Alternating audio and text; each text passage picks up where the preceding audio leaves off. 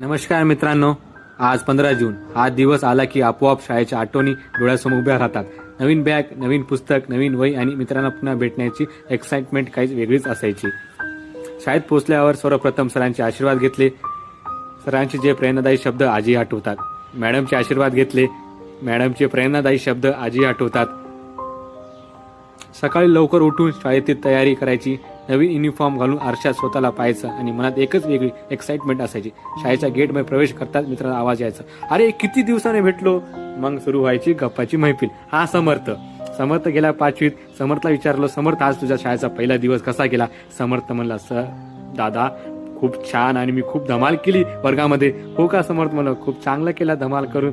आम्ही पण खूप धमाल करायचो. आमची पहिली शाळेची पहिला दिवस असायचा तेव्हा. मग समर्थ हसत होता. खूप एन्जॉय केलं म्हणून समर्थ सांगत बी होता. वर्गात बसल्या अभ्यासापेक्षा मित्रांसोबतच्या गप्पा जास्त मजा यायची. सुट्टीची घंटा वाजली की सगळे मित्र एकत्र जमायचो. डब्बे शेअर करायचो, खिचडी खायचो आणि भरपूर धमाल करायचो. मैदानात क्रिकेट, कबड्डी, खो खो खेळतात वेगळीच मजा असायची.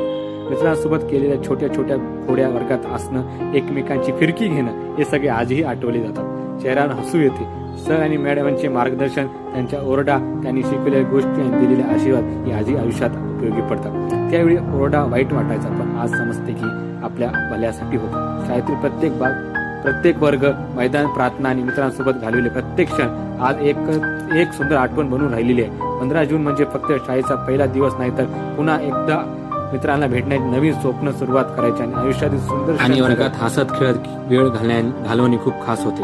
कधी कधी शाळेतून पळून जायची प्लॅनिंग बी बनवायचं, पण आज त्या सगळ्या गोष्टी आठवल्या की हसू येते.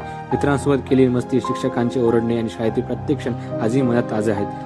तुम्हाला तुमच्या शाळेतल्या अशा काही मजेदार आठवणी, तुमची शाळेतील सर्वात मजेदार आठवण कोणती, कमेंटमध्ये नक्की सांगा. आणि जर ब्लॉग आवडला असेल तर लाईक आणि शेअर आणि सबस्क्राईब करायला विसरू नका.